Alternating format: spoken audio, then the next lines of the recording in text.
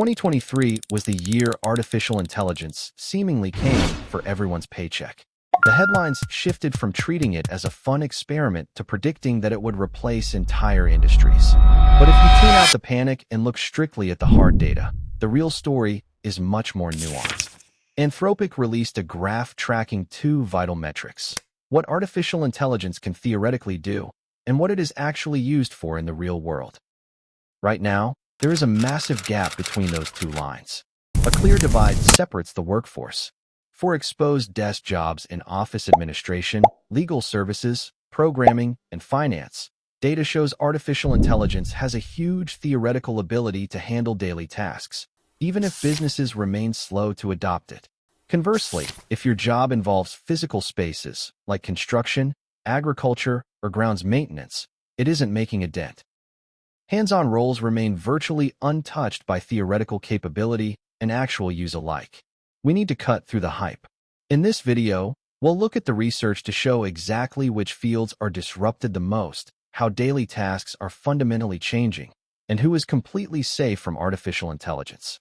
Let's get into the data. When analyzing where artificial intelligence is actively changing workflows today, research points directly at computer and mathematics, alongside arts and media. These sectors show the highest observed usage across the labor market. For software developers and digital creators, the technology is actively writing code and generating conceptual designs. The data reveals the core nature of these jobs is rapidly shifting from manual creation to algorithmic curation and editorial oversight. Next is the massive knowledge sector, comprising office and administrative support, legal services, business and finance, and management.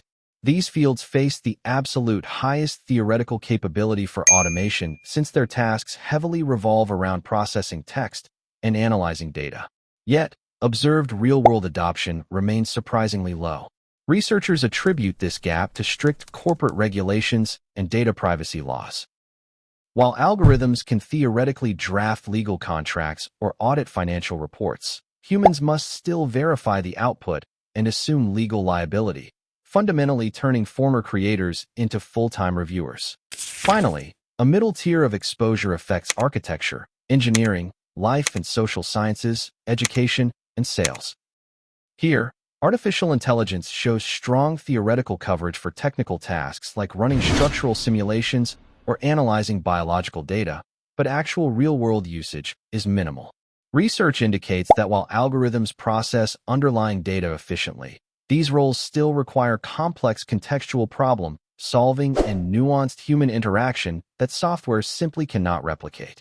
Across every affected industry, the data confirms one undeniable trend.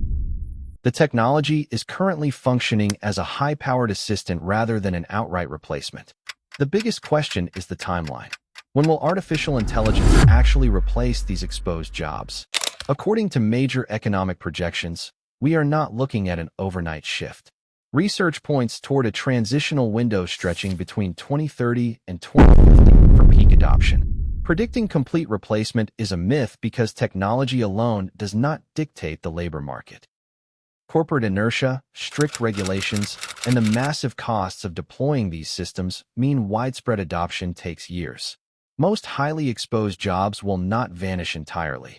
Instead, they will slowly contract as fewer entry-level positions are needed to achieve the same output. So who survives in these highly exposed office industries?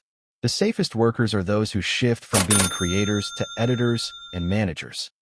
In software development, finance, and legal services, professionals who learn to direct artificial intelligence and verify its outputs remain highly valued.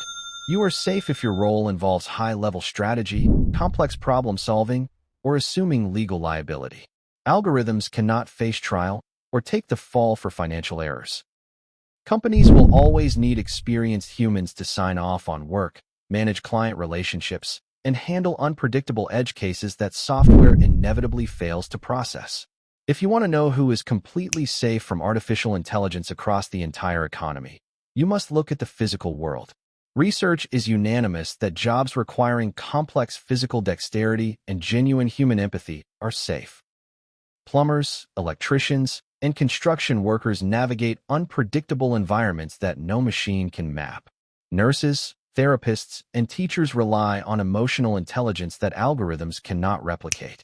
The data shows an undeniable trend. The further you get from a keyboard and the closer you get to the messy, unpredictable physical reality of daily life, the safer your livelihood becomes. We are not facing a science fiction scenario where every job suddenly vanishes overnight. Instead, we are looking at a massive reorganization of how work actually gets done. The divide is no longer just about blue-collar versus white-collar. It is strictly about the physical world versus the digital world. If your job exists entirely inside a computer screen, you are highly exposed to this shift. If your job requires moving through physical labor or providing genuine human connection, you are protected by the limitations of the current technology. But what about the outliers? When researchers dig into highly specialized, niche industries, the data reveals some surprising vulnerabilities.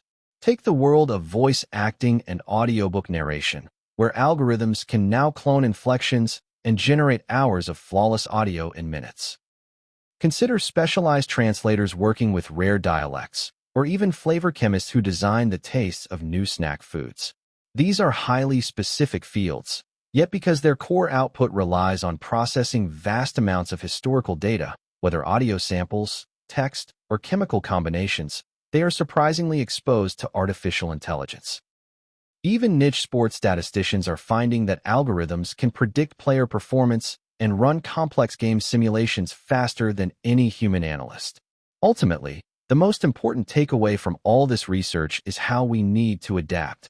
The economy is not splitting into people with jobs and people without jobs. It is splitting into professionals who know how to direct artificial intelligence and those who stubbornly refuse to use it. The future belongs to those who adapt, leaving the mundane tasks to the machines while doubling down on the complex, creative, and uniquely human skills that no algorithm can ever replicate.